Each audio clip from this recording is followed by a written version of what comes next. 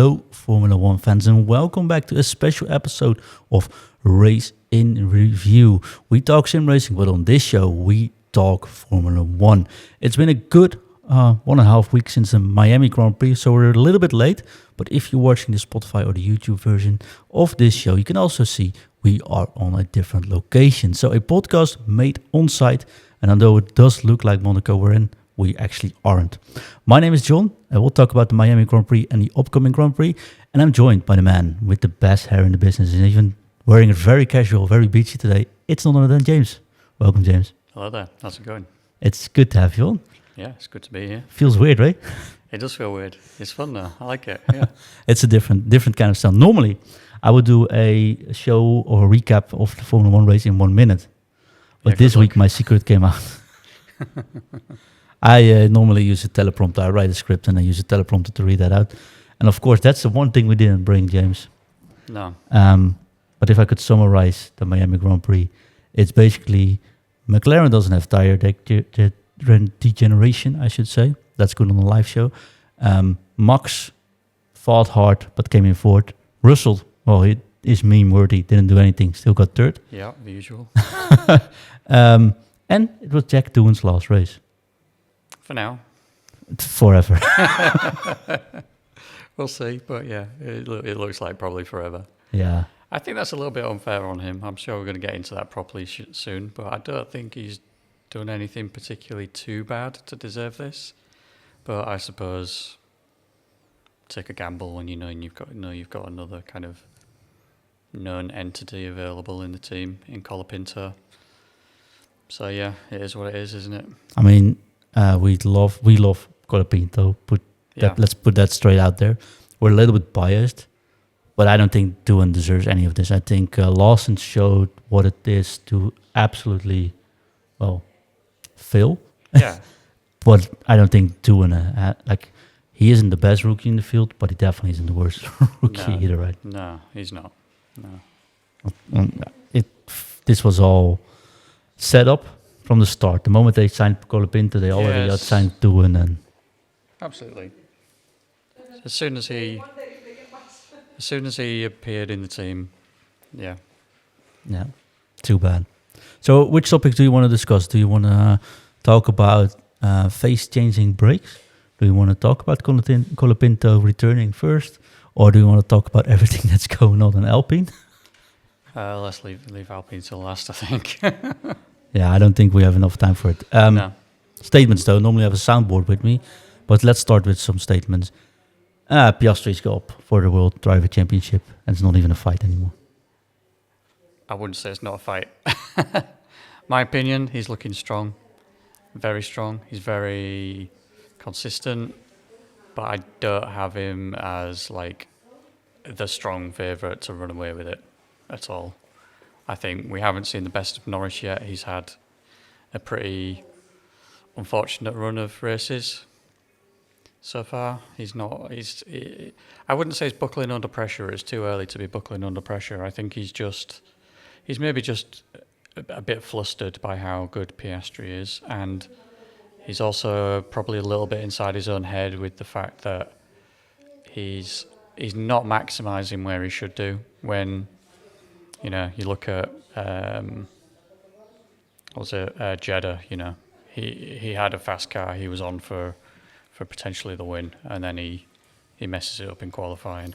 And I think, he had a very strong race in Miami.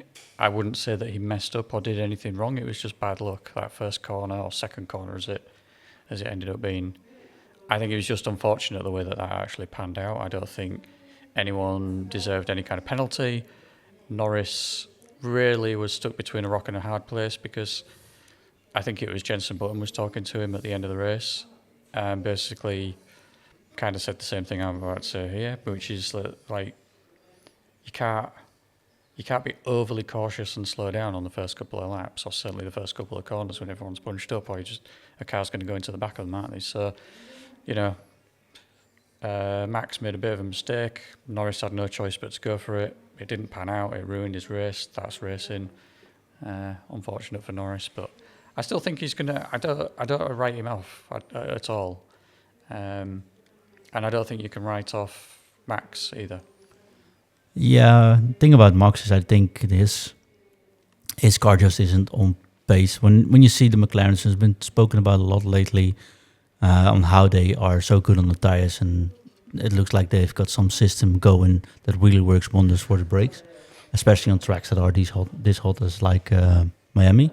Yeah. And you see the tire wear difference because Max can actually fight over one lap. He actually got another pole position. He did, yeah. I don't know who predicted that again, but hey, that's... We don't get into predictions on this show. We're not that kind of show anymore. No, but I think that was a good prediction from him. Good lap from him. Yeah. Showing that the pace is actually there, but every other car just falls through the tires after a certain amount of laps, while the McLarens just don't in these temperatures. And that's why Norris, by just sticking behind Max, could still pick up a fairly easy P1. And that's how they both driven 35 seconds on the rest.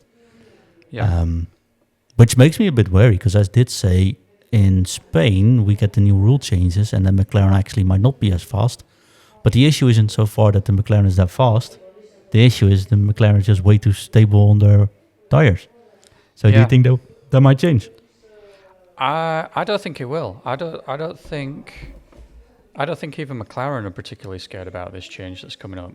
I don't think it's down to any kind of flexi stuff specifically. Like you just said, the biggest thing seems to be in their brakes. The brakes were checked by the FIA after this race in Miami, and they were cleared of not doing anything illegal. So I think it's like I keep saying, pretty much every podcast, it's going to be a track-dependent advantage. They're not going to be the fastest car every race. Generally speaking, they will be now, I'm afraid, on somewhat hotter tracks, which are most of the tracks, right? Yeah, but I suppose it depends on track surface as well. I don't think their advantage is going to have any impact on Monaco, for example, where it's not really. I mean, it potentially can be hot, but it's not. There's not going to be any degradation issues because they're mandating 2 pit stops, aren't they? That is true. So, and then I'm trying to think of some of the other races that are coming up. Canada's not always the hottest race. Imola will be, most likely, or it rains. It might be. But normally, it gets changeable conditions there, but it's not always super hot. Spa again, another one. Changeable conditions, not always crazy hot. Spain usually is really hot. So. UK, Silverstone. I mean, never hot. That's Great Britain. Now you don't know what you're going to get. But definitely, the tire degradation is usually pretty high there. True, but it might not be a hot race. And if you have a race like last year where it starts wet and then it dries and then it rains and then it dries and it's changeable conditions, they don't get an opportunity to take advantage of their low tire deg. So again, I'm not jumping on the I mean, I do think McLaren's going to win the Constructors' Championship. I don't think anyone can beat them in that. But I'm not currently subscribed to the McLaren drivers running away with the Drivers' Championship. Nor am I subscribed to them being the absolute fastest car every weekend. No, I think overall they've probably got the best package, but for every race, the best team, perhaps at the moment. Yeah, probably. I mean, driver lineup is, if not the strongest, it's one of the strongest. I still think Hamilton and Leclerc's a very strong lineup. Probably the only other lineup that contends with Piastri and Norris really is a driver lineup, I think. I mean, Red Bull's still good, but I mean, Max and anybody is decent. But if you're looking at the Constructors' Championship, they need a number 2, don't they? And Yuki's... It's too late already, so... Yuki's looking better than anyone else they've had in the car in the last few years, but he's still not looking good enough. But I think he needs some time to settle as well. He needs to get used to the car. Yeah. Quickly about Red Bull, though, because they seem to be making a lot of mistakes. Not necessarily on track. I mean, I don't think tactics or anything could have helped here. But for example, the pit stops are currently around 3-second average. which Red Bull used to be like 2 seconds almost, always. Yeah, that's That's shocking for Red Bull. 30% decline in like the last 2 years. It's shocking and it's weird. I don't understand what's happened there, but they've had obviously some slightly technical issues with the pit stop lights in that was in Jeddah, was it? Yes, I mean, that sucks, but that you can have one of those weekends, I suppose. Yeah, you can have bad luck, and then not to compound that issue, they then had the sticky wheel nut on. Was that was on Max's car as well, wasn't it? So, but they also sometimes- send out Max with Kimi on the on the sprint. Yeah. Um, Yep, there was that. That was bad. that could have been so much worse. So it if you could haven't have watched been- the sprint qualification or sprint race itself, Sprint race, yeah. Max was in the pits, wanted to head out. Kimi Antonelli came in. They released Max. Kimi steered away from Max. Good reflex. Max actually saw it as well. Stopped straight away. So they scratched each other, but not really hit. Yeah. But if one of them didn't see and he would hit him and he would go over him, that could have been a tremendous issue. That was very lucky that Kimi Antonelli managed to kind of collect the car and abort his pit stop, because if he'd have just carried on going into the pits, somebody probably would have got hurt. So fair play to Antonelli on that one as well, because that was a good save. And he saw the situation unfolding and avoided it. But going back to Red Bull, that was just another example of just mistakes. They don't lose the confidence they had before. No, we've seen Red Bull just be like the absolute top tier benchmark of how to perform pit stops. And this year they're not quite there for whatever reason. I think tactically they've also not been brilliant. I agree. So, it's not looking good for them this year. Talk about not looking good. Or do you want to talk about looking good? Because you're looking good today. Oh, Which thank you. Which one do you want to hit first? The ones that look good or the one that look really poor? Well, let's start with the bad. Right. I think. You said Lewis Hamilton, Charles Leclerc are probably one of the best lineups currently. Online, or not only online, there's many people saying Lewis is washed. And that washed. Ferrari is done for this year as well. That Ferrari's not great, but I don't think Hamilton's washed. I mean, his qualifying is still not looking as good as it. I mean, he was a qualifying master when he was at Mercedes up until these new regulations kicked in 2022. Even then, he still did pretty well for the first season, I think it was, and then he just started getting hammered by Russell. But he still seems to be struggling with qualifying, but his race pace is there. I mean, if you look at what Leclerc's doing, especially if you look at Miami as the most recent example, Leclerc was looking pretty quick, and Hamilton was with him despite starting further down the field, made some good overtakes to get through a bit of traffic, and he was back on Leclerc. Obviously, there was the controversial tactics in the team. Yeah, let's call it that controversial, or shall we not even call those tactics at all? No, that was ridiculous, and Hamilton calling them out was fair play. But For anyone that's or new to Formula One or was wondering what was happening there, how can we briefly summarize what happened? They were driving 7 and 8. They both had made the pit stops. yeah, And Lewis was behind Leclerc and seemed faster. yeah. Well, Hamilton started the race on the hard tyres, whereas Leclerc had started on the mediums. So they were on like complete opposite strategies, and Hamilton ended up during his second stint on the faster tyre catching up to the back of Leclerc. In pretty much every other situation that happens, they ask the car on the slower tyre make way for the car on the faster tyre, because he's on a different strategy. He's on the faster tyre. We need to make the most of those. But for whatever reason, during this race, they asked Hamilton to just stay in Leclerc's DRS, which that's fine on the straights, but when you're going around corners and things, that's cooking his tyres. He's in the dirty air of the car car in front, and he's very close to that car in front, staying DRS. And there was a bit of back and forth between the drivers, the team members, both sides of the pit. And then eventually they said, okay, let's let Hamilton through. But at that point, he'd already kind of cooked and wasted his tyres sitting behind Leclerc for 3 laps. So, yeah, I don't understand what they were doing there, because at the end of the day, Ferrari can't be focusing on individual results. They need to be focusing on team results.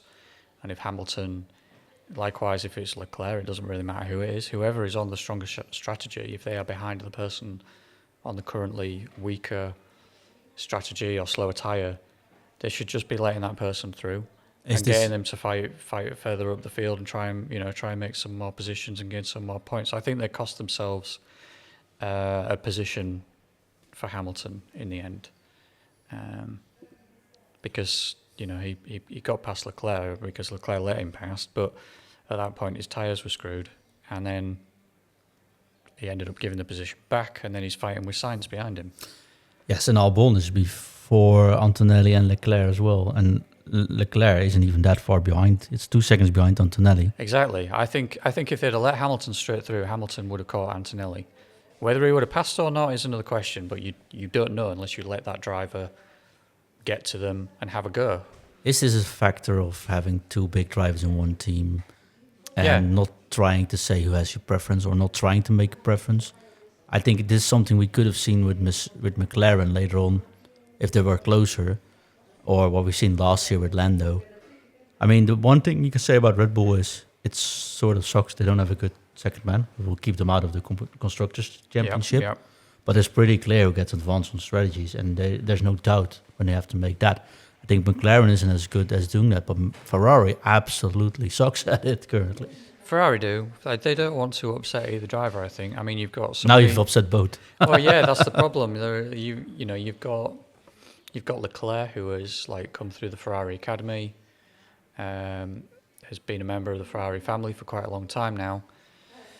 So you don't want to upset him, because he is for Ferrari, he's the kind of the driver they've nurtured and raised and saw him from the start as being a potential world champion in a Ferrari. But then you sign someone like Lewis Hamilton, you can't exactly tell Hamilton to play second fiddle to your other driver. So, yeah, it's an awkward one. They tried, they like you said, they tried to please everyone, and all they did was annoy everybody through indecision and indecisiveness, which is frustrating for me as a Hamilton fan, and probably for anybody who's a Ferrari fan.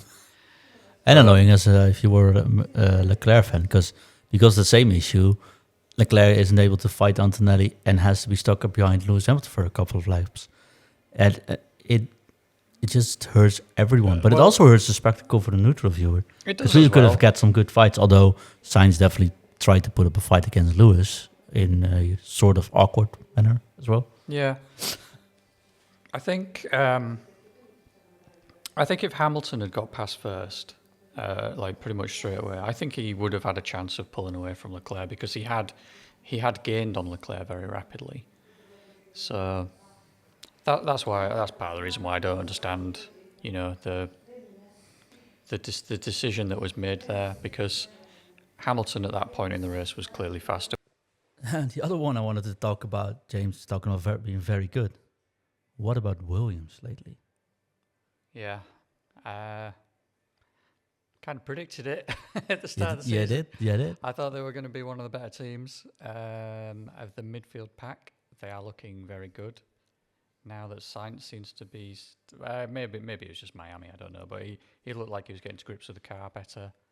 They were decent in Jeddah as well. So. Yeah, true. So Albon's racking up points like crazy. I know, with both of those cars getting into the points, and outscoring the Ferrari. Yes, they did. Unfortunately, we don't go there. With both drivers scoring points, if they can keep that up consistently, I do think that they stand a good chance of being, they'll be behind McLaren, Mercedes, Ferrari, Red Bull, So they've got potential to finish 5th in the Constructors' Championship this season, and I don't think it's out of their reach. They just need to keep up what they're currently doing. You think they can beat Ferrari though? I don't think they can beat Ferrari over a season. I wouldn't be too sure. No, I don't think so. If Let me, Ferrari, let me just put it like this. I'm pretty... I don't have much confidence in Ferrari. Not even picking up the pace, but making the right calls. Plus, if these two guys keep sticking together, they might be having more issues than actually bargained for it the first time before signing these. yeah, There's a big rumor going on that Lewis might just end his contract after this year. We think about I don't know if he'll do that. I mean, he'll have some inside knowledge on how he thinks the car for next season is looking and their engine for next season is looking. And he would have had a little bit of inside knowledge on how that might have been looking potentially at Mercedes before he switched. So I suppose if it's not looking great, maybe he does that. But I'd be surprised if Lewis does that personally. I think he'll do one more season with the new regs and see how he gets on. Maybe extend another season or two after that. But otherwise, probably see his contract out and leave. But going back to Williams versus Ferrari, I think Ferrari will outdevelop Williams throughout a season. So I think I'd expect Ferrari to, by the end of the season, probably be quite consistently beating Williams, which feels like a weird sentence to say at this point. On the other side, this is a season where where if you can't go for the top positions, you might stop development early to spend next year. There is that. And I do think that it's more for Williams to be gained and less for Ferrari to be losing if you look at next year. So I can see development going to be halted at Ferrari if they can't get top 3. Yeah, Williams have already said that they're very focused on next year. But I think they have brought some upgrades already this year. Yeah. Ferrari have already brought some upgrades. I'm pretty sure they've got some more coming to Imola at the weekend. Well, they have to at Imola, right? Yeah, and they've got... I mean, we've got a stint of European races coming up now where this is where the upgrades start piling in almost every race. Maybe not every team, every race, but every race at least one or two teams will be bringing upgrades. So we might see some swapping and changing in pace among the teams. There's obviously the rule change coming in. It's Spain, so the race after this race coming up. Not sure how much that's going to do to McLaren, but it might affect some of the other teams. I think Ferrari actually were one of the teams that were potentially thought might get stung by that. And Mercedes as well. I wouldn't be surprised if we see Mercedes potentially suffer for this because their rear wing flexes a lot. Yeah, and they are very much against the rule change as well. They said there's nothing illegal going on, mostly because everyone can see that their wing might have been affected as well, or will be affected as well, I think. The Red Bull wing seems solid, so that's where I'm sort of building my hopes for on the next part. Last team I want to discuss, James. It's not generally towards the Miami Grand Prix, but it is in the general how this team is looking. We have one team that has all the foundation to be a world-class team. It has the best wind tunnel. It has one of the best facilities. It has plenty of sponsors, plenty of rich owners. They have not only Aramco as sponsor, but it looks like they might get bought by a Saudi company as well. Yeah. But they're dead last in the race, every single race lately. What's going on at Aston Martin, James? They're just not looking good. I mean, the last few seasons, I've not rated them particularly highly anyway. They've had some strong starts to seasons, specifically 2023, I think it was a good start to the season for them. But they don't keep up in the kind of the upgrade race throughout the season. They didn't even start to upgrade. Well, that's the problem this year. They've started with such a poor foundation that I don't see them recovering from this. And there may be just like you said about Williams potentially doing this, but Just might give just up, be take the most wind tunnel time next year, and just go for it. just throw all their eggs into the 2026 basket, and they've got Newey now, who's probably or more than likely already working on next year's car. We've got Honda next year as an engine supplier instead of Mercedes. Yep, that could be a very That's good just, thing. but that's my issue. Like this team has the potential to be the best team. It Honestly, does. it But can it could compete with the Red Bulls, Ferraris, McLarens of this world. Yes, but all their pieces feel like they've come into place ready for 2026 rather than this season. And I think what's happened is that they've started with these new regulations in a pretty solid place, and then they've just slowly just been outdone effectively in the technology arms race that is Formula One by the other teams. And how much difference does a driver make? I mean, I adore Fernando Alonso, but he doesn't look particularly good this season either. And I don't rate Stroll, well, at all. No. But it's like they've given up. Like at Red Bull, you have Max that's taken up points where they don't necessarily belong. We look at Alpine, with all due respect for Gasly, but he's been driving phenomenal. We look at Williams, we see Albon is definitely making a difference there. If you look at Mercedes, both drivers just constantly score points. They're just being on par. Then we look at Racing Bulls. I was thinking how we call them. Racing Bulls. And you see the potential Hadjar gets out of this car as a rookie. Then you go and Aston Martin. It's just like, sure, the car isn't fast or anything, but there's also nothing happening on Racer or on Guts, maybe even.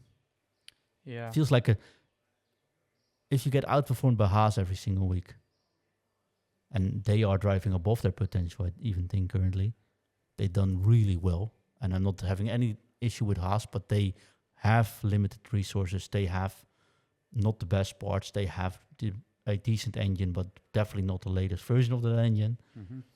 And they are doing the maximum they can get out of the car, but also because of a driver in Hadjar, or as the drivers there, Ocon and Hulkenberg, like doing the best from the cars.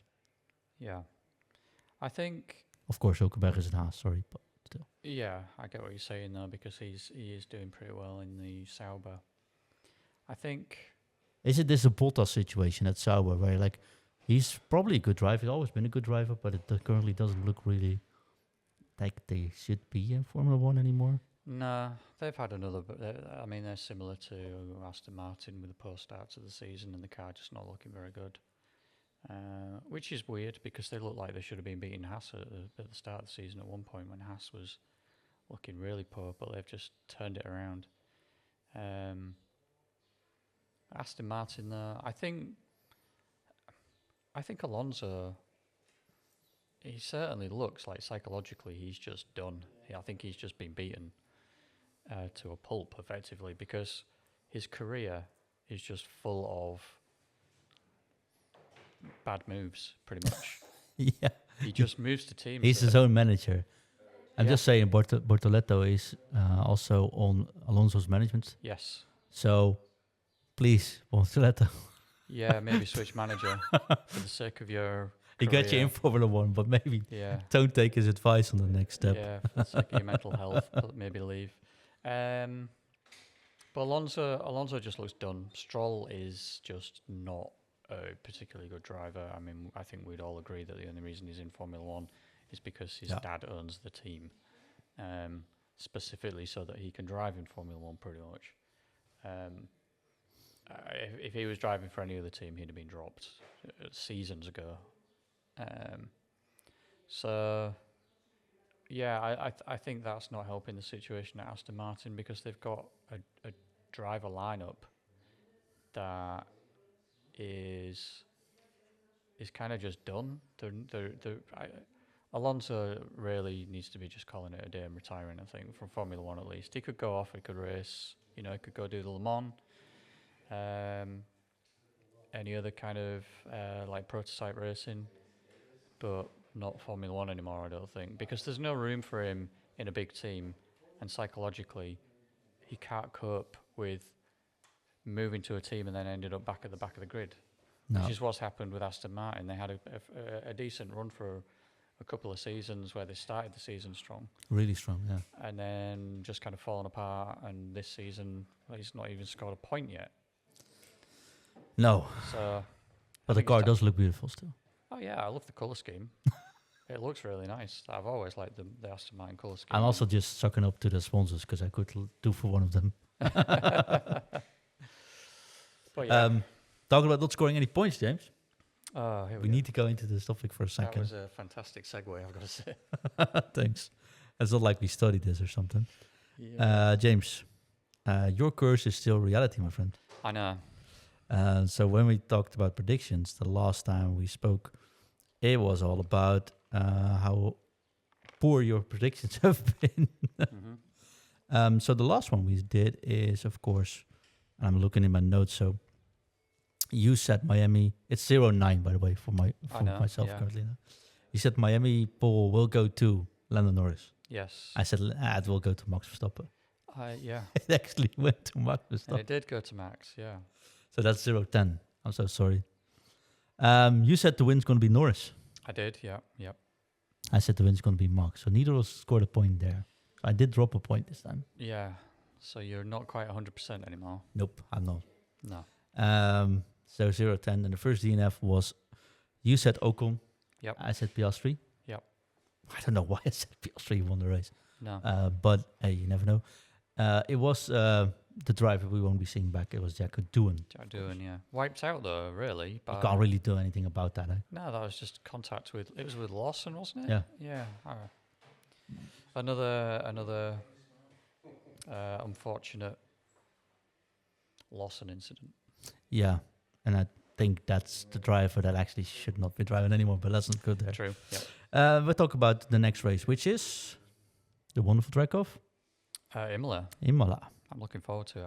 I like Imola. I like it on time trials or fast laps. I don't Yeah. like the races usually, if I'm honest, but we'll see. James, who's going to get pole position in Imola? I don't want to curse them. Please say Piastri. I do want to say Piastri. I'm going to say Piastri. He's on fire. All right. I'm going to say Max Verstappen. Yeah. Well, that's one thing I was going to say when you said, you predicted Max at Miami, and then he did actually get it. The McLarens don't benefit from Tire deck over so one you lap. Can't, So you can't count Max out over a single lap. he's a single lap stat, Yeah. though.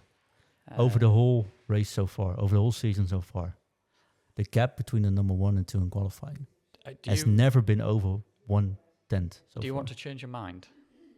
I don't ever change my mind. Okay. I'm tempted to change my mind. Oh, go ahead. I'm not going to change my mind. You can. But Say, as an change, outside, now you got to change your mind. no, I'm 'cause not. now I'm everyone- sticking with Piastri, but as an outside shout, neither of us have called Antonelli, Nope. the Italian at Imola, who's on fantastic form. If he got pole, I wouldn't be surprised, but I'm sticking with Piastri as my prediction. Right. I think the Mercedes lacks a bit of top speed, unfortunately, at Imola. Yeah, So, there is that. Yeah. all right. Who's going to win the race, James? I'll stick with Piastri as well. If he gets pole, I'd expect him to win. I'm going to say that Russell's going to win. All right, that's an outside Yeah. shout, if ever I've heard one. That wouldn't be the first one I got right this year. So It'll be- I reckon this is going to be the first week where it's going to be mayhem. It's a small track. It's a narrow track. It is narrow, yeah. It's fast. I think this will be the week where Norris and Piastri have an incident. It could happen. I don't think it will. I think the two of And Max them, just won't hold off with his tires. So. He'll get second. George first. Max will get second. Third place will get up. that'd be interesting if it came about, but I don't think so. No. Personally. But if it does come around, we mentioned it here first. Okay, yeah. It's going to be the first DNF, James. First DNF. Oh, I don't want to say Colapinto. I'm not saying Colapinto. I'm saying Lawson. Well, that could be a fair shout, though. I'm going to say Alonso. Saying who? Sorry, Alonso. Alonso. Okay. Yeah. Let's see how far we get next week. We'll be back next week, of course, with the Racing Review show. Probably a bit earlier. Well, most likely very, very much early than this one. Not anymore on location, so we're back old with the good old soundboards. Back in our offices. Hair tightened up and all, but hey, it's what it is. Yeah. Thanks for joining me here. By the way, we are not in Monaco, we are in Crete, just for everyone Yeah. that's wondering. You see many people from the hotel walking past, we're not in Monaco, don't worry. We're not that loaded yet. Yeah, thank you so much, James. Yeah, thanks. And see you next week. See you next week. Bye-bye. Bye.